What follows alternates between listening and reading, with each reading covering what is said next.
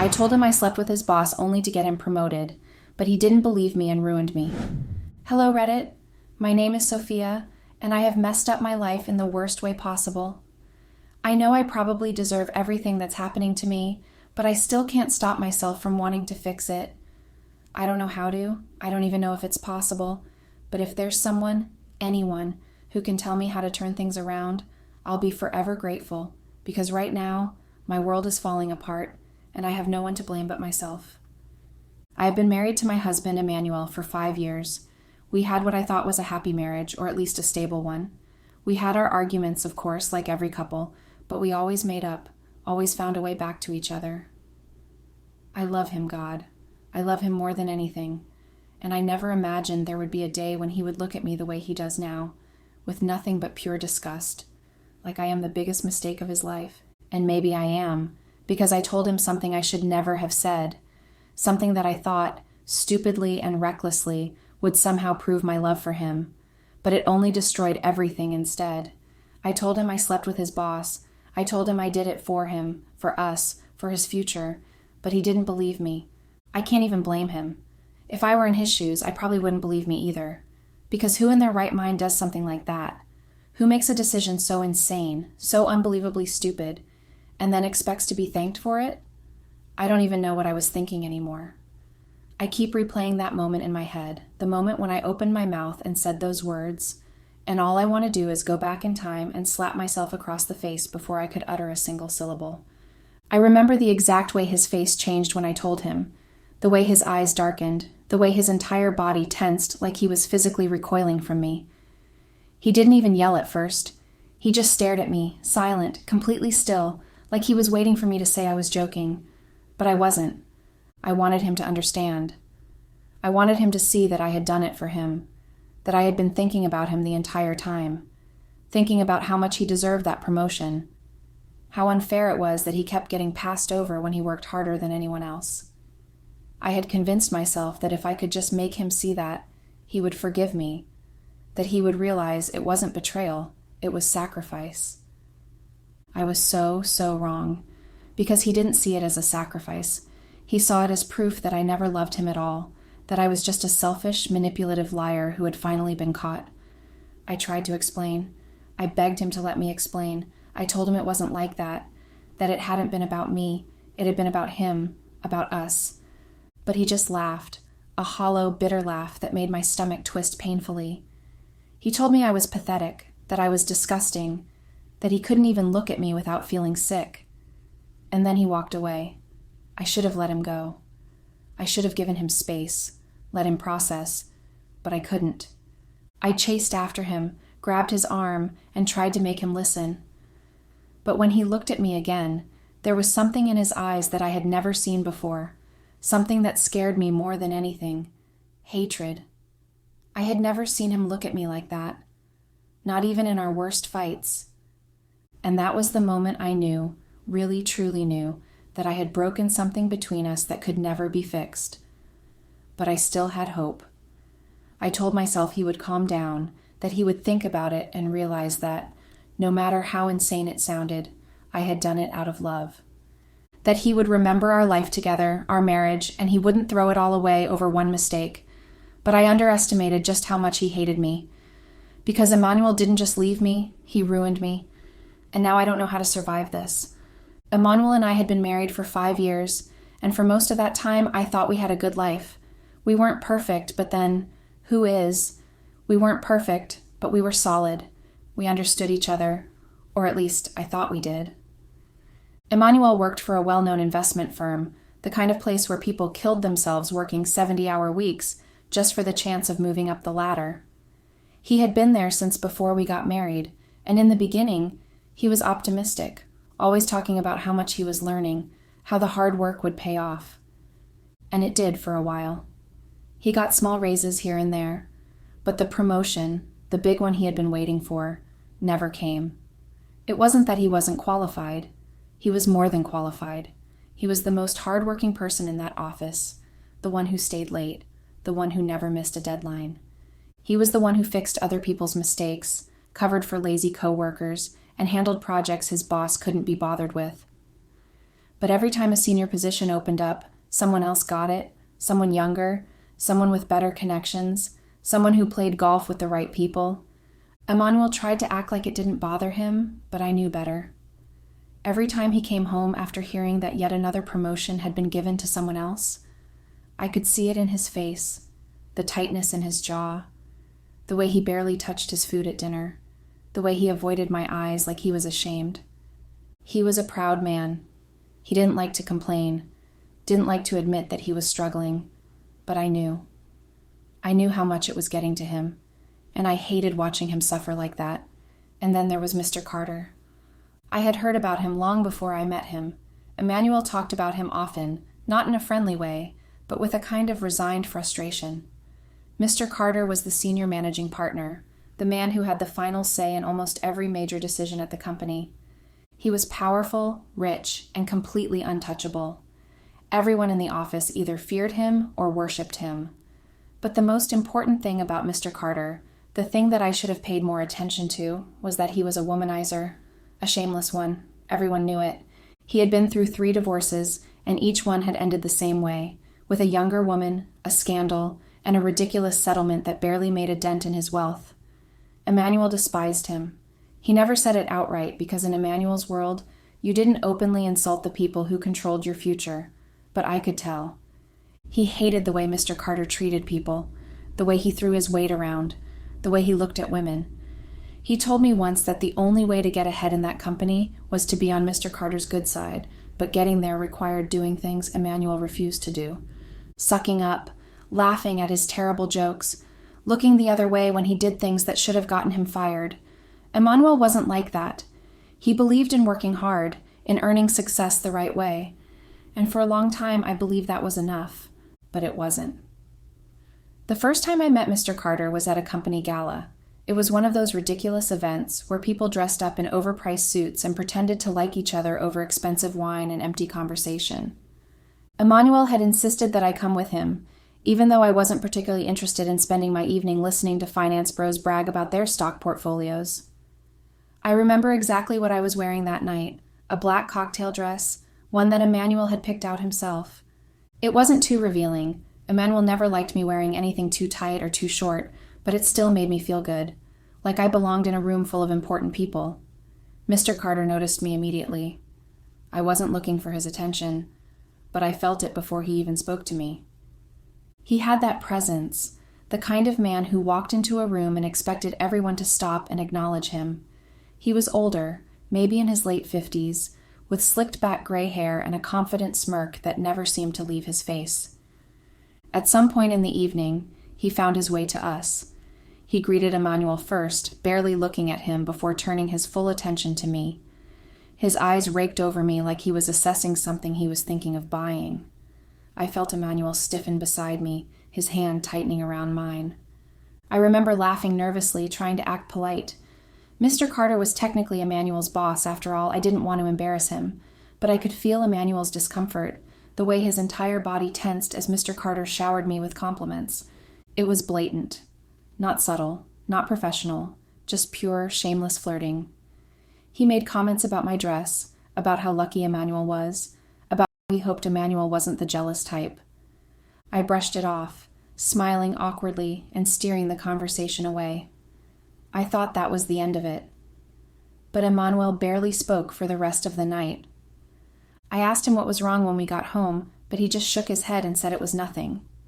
I pressed him, and eventually he admitted it. He hated the way Mr. Carter looked at me. He said it made him feel small, like Mr. Carter was mocking him, like he was making it clear that he could have whatever he wanted, whenever he wanted, including me. I laughed, actually laughed. Not because I thought it was funny, but because the idea was so ridiculous to me. I told Emmanuel that he was being dramatic, that Mr. Carter was just an old creep who flirted with every woman he saw. I told him that he had nothing to worry about. I told him I would never betray him like that, and I meant it. I should have listened to him. I should have seen the way he looked that night, the way his jaw clenched as he nodded and pretended to believe me, and I should have realized that seeds of doubt had already been planted in his mind. But I didn't. I thought it was harmless. I thought none of it mattered, and I had no idea that I was already on the path to destroying my marriage. Emmanuel's career had completely stalled, and I could see how much it was eating away at him. He tried to pretend it didn't bother him. He would come home and put on a brave face, act like everything was fine, like it was just a matter of time before the promotion came. But I wasn't stupid. I could see the signs, the way he barely ate, the way he stayed awake at night staring at the ceiling, the way he started snapping at me over the smallest things. It wasn't just about the promotion, it was about his pride. He had spent years working himself to the bone for this company, giving them everything, and it still wasn't enough. He was being overlooked, pushed aside, treated like he was invisible. And the worst part? He couldn't even complain about it because that would make him look weak. I started worrying about him, really worrying. I didn't care about the money. I mean, of course, a promotion would have helped. We weren't exactly rolling in cash, but this was bigger than that. He needed this. He needed to feel like he was actually getting somewhere, like all his hard work hadn't been for nothing. And then there was Mr. Carter. I should have known from the moment I met him that he was trouble, that he was the kind of man who didn't offer favors without expecting something in return. But at the time, I didn't think much of it. I should have. It started with comments, little things that seemed harmless at first, things I didn't take seriously. Every time I saw him, he would bring up Emmanuel's promotion, talk about how he was such a dedicated worker, how he just needed the right kind of push.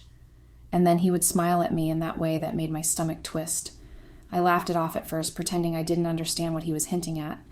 It was easier that way. I didn't want to believe he was actually suggesting what I thought. But he didn't stop. Every time I ran into him, he would make it clearer. He would talk about how important connections were, how people who knew how to play the game were the ones who got ahead. I told myself I was imagining it, that I was reading too much into it. I wasn't. One night, Emmanuel came home and I could tell something was wrong. He didn't say much, just sat at the table, staring at his food like he had lost his appetite. When I pressed him, he finally admitted it. Another promotion had been given to someone else. Someone who had been at the company for half the time he had. I saw it in his face. He was breaking. That was the night I made the worst decision of my life. I don't know if it was desperation or stupidity or just pure recklessness. But I did something I can never take back. I went to meet Mr. Carter. It wasn't planned. At least that's what I tell myself. I wasn't thinking straight. I had been drinking, sitting alone in a hotel bar, trying to figure out what I could possibly do to help Emmanuel. And then, as if fate had decided to punish me, Mr. Carter walked in. He acted surprised to see me, but I knew better. He had that look on his face, that smug expression that made my skin crawl, like he knew exactly why I was there before I even did. I should have left. I should have walked away, but I didn't. I let him sit with me. I let him order drinks. I let him talk, let him go on about Emmanuel's wasted potential, about how frustrating it must be to watch my husband work so hard and get nothing in return. And then he said it. He said there were ways to fix this, that he had helped people before, that all it took was the right kind of persuasion. I don't remember exactly what I said. I don't even remember making a conscious decision. I just remember waking up the next morning feeling sick, feeling like I had done something I couldn't undo. Did I sleep with him? I don't know. I mean, I do, but I don't. The details are blurry, and maybe that's a blessing. Maybe it's my brain trying to protect me from the truth. All I know is that the next morning, Emmanuel got the call. The promotion was his. It should have felt like a victory, but all I felt was guilt. I spent the entire day avoiding Emmanuel's eyes, feeling like I couldn't breathe, like I was going to throw up every time he smiled at me. He was so happy, so relieved. He held me, kissed me, told me that maybe hard work actually did pay off in the end. I wanted to scream. I couldn't live with it. I had to tell him. I kept telling myself that if I was honest, if I explained, he would understand. He would see that I did it for him, that I was just trying to help. I was so wrong. When I told him, he didn't speak. He just stared at me. At first, I thought he was in shock, that he just needed time to process what I was saying. But then I saw his expression change. His jaw clenched, his hands curled into fists, his whole body went rigid like he was physically restraining himself. I told him I did it for us, and he told me I had destroyed us. Emmanuel didn't react at first, not the way I thought he would. He just stood there, completely still, staring at me like I had turned into something unrecognizable right in front of him. His face was unreadable, his mouth slightly open, like he was processing something so horrific. Then slowly his expression changed. I saw the way his jaw tightened, the way his hands clenched into fists at his sides. His whole body went rigid, his breathing slow and heavy, as if he was holding something back, something dangerous. And that's when I realized he wasn't in shock. He was in rage, and I was the reason. And then he laughed. It wasn't a normal laugh. He let out this hollow, bitter laugh, shaking his head like he couldn't believe what he had just heard. It was cold, hollow, like the sound of something breaking inside him. Then he looked at me, really looked at me, and for the first time since I had known him, I saw hatred in his eyes. I started talking, rambling, trying to make him understand. I told him it wasn't what he thought, that I hadn't done it because I wanted to, that I had only been thinking about him. I told him I was trying to help him, that I loved him, that I would never cheat for any other reason. But he didn't believe me. Of course he didn't. He didn't see it as a sacrifice. He saw it as proof that I was exactly the kind of woman he had feared I was all along. A liar, a cheater, a woman who could sleep with another man and convince herself it was for love. He told me I was pathetic, that he had spent 5 years loving a woman who had no morals, no conscience, no sense of loyalty, that I had embarrassed him beyond repair. And then, as if he hadn't already gutted me, he told me he wasn't going to let me get away with it. I didn't understand what he meant at first. I thought he was just angry, saying things in the heat of the moment. But I should have known better. Emmanuel wasn't like that. Emmanuel wasn't a man who made threats without following through, and he followed through mercilessly. That same night, he walked into our bedroom, packed a suitcase, and walked out the door. I tried to stop him, grabbing his arm, sobbing, begging him not to go, but he yanked himself away from me like I was something disgusting. He left without another word, and I thought that would be the worst of it. I thought if I just gave him time, if I let him process everything, he would come back, that we could somehow fix this. But I didn't realize just how much he wanted to destroy me. The next morning, I woke up to dozens of missed calls and messages. My phone wouldn't stop buzzing, and for a second, I actually thought Emmanuel had changed his mind and was calling me to talk. But it wasn't him. It was my friends, my mother, even people I hadn't spoken to in years. The messages were vicious. I checked my social media, and that's when I saw it. Emmanuel had told everyone. I don't know how he did it so quickly, but he made sure the entire world knew what I had done. There was a post, long, detailed, brutal. He didn't just say that I had cheated. He made it sound so much worse. He said I had been having an affair for months, that I had been sleeping with different men, using him as a financial safety net, while I went around screwing whoever I wanted. He called me manipulative, said I had gaslit him into thinking I was a good wife while stabbing him in the back. And people believed him. Of course they did. Because when a man tells the world his wife cheated, people don't ask questions. They don't wonder if there's more to the story. They jump to hate. And they did. My friends, people I had known for years, blocked me overnight. My own mother called me a disgrace. She told me I was an embarrassment to the family, that she had raised me better than this, that I had shamed not just myself, but everyone who had ever loved me.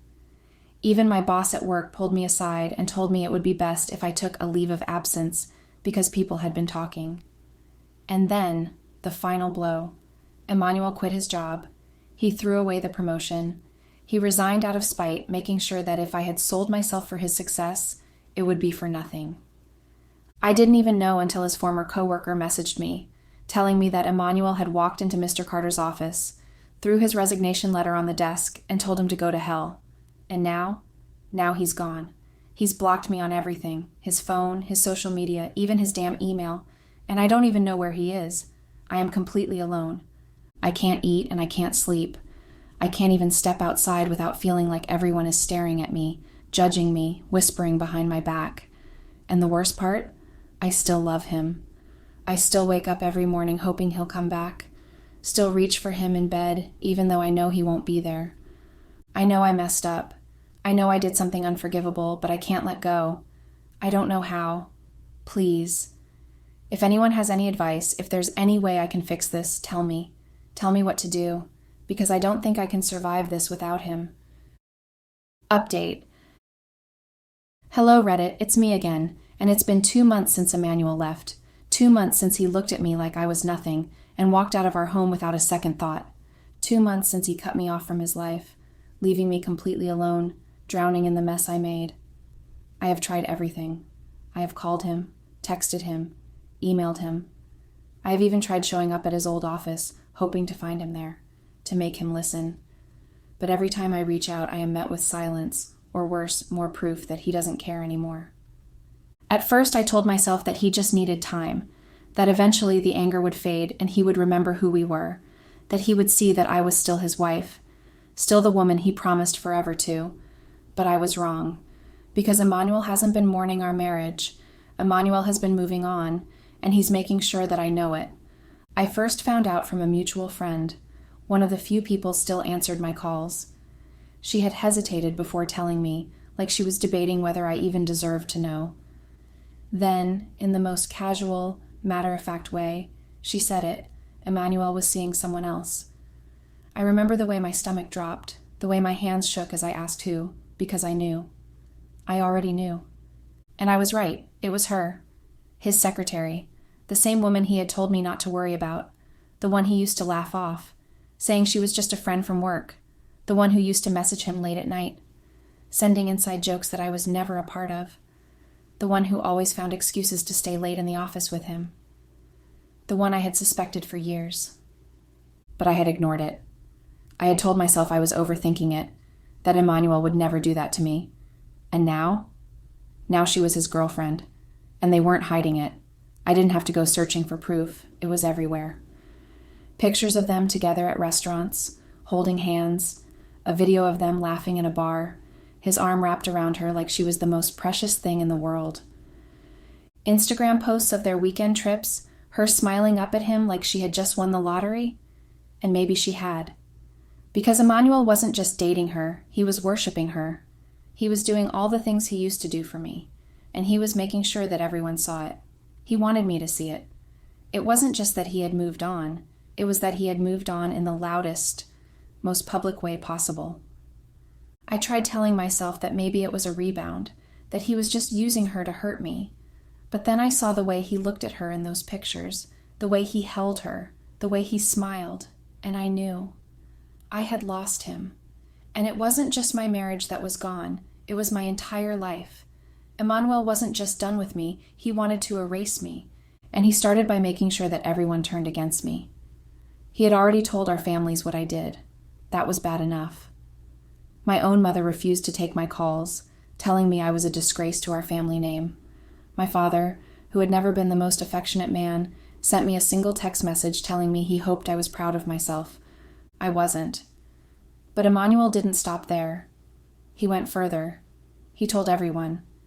Not just our friends, not just our family, but people who had no business knowing, neighbors, co-workers, old acquaintances, anyone who would listen. And of course, he didn't just tell them what actually happened. No, that would have been too simple. He had to make it worse. He told them I had been cheating for years, that I had been sleeping around behind his back since the start of our marriage, that I was a manipulative, unfaithful wife who had used him for money while screwing whoever I wanted. And the worst part? People believed him. Of course they did. Because no one wants to hear the complicated truth when the simple lie is more entertaining. And that's how I became the woman everyone whispered about. The woman people looked at with pity or disgust. The cheating wife who got what she deserved. And then I lost the last thing I had left. My job. I should have seen it coming. The looks. The hushed conversations in the break room whenever I walked by.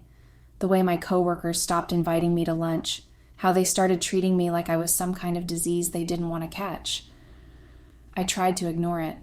I told myself that if I kept my head down and focused on my work, it would pass, but it didn't. One afternoon, my boss called me into his office. He looked uncomfortable, like he didn't want to be having this conversation, but that didn't stop him from saying the words that shattered the last piece of my dignity. He said that given the unfortunate circumstances surrounding my personal life, It would be best if I stepped away from the company. Best for who? Not for me. But I knew better than to fight it, because I had already lost. So I packed up my desk. I walked out of that office with my head down, pretending I couldn't feel the stares, the judgment, the relief that I was finally gone. And now I have nothing. No husband, no family, no friends, no job, just emptiness.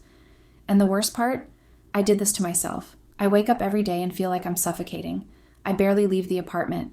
I can't go outside without feeling like people are watching me, laughing at me, talking about me. I don't eat. I barely sleep. And sometimes when I do sleep, I dream that Emmanuel is still here, that he's still mine, that I can fix everything. And then I wake up, and reality hits me all over again. I know I messed up. I know I don't deserve sympathy, but I can't go on like this. I don't know how to live in a world where Emmanuel hates me.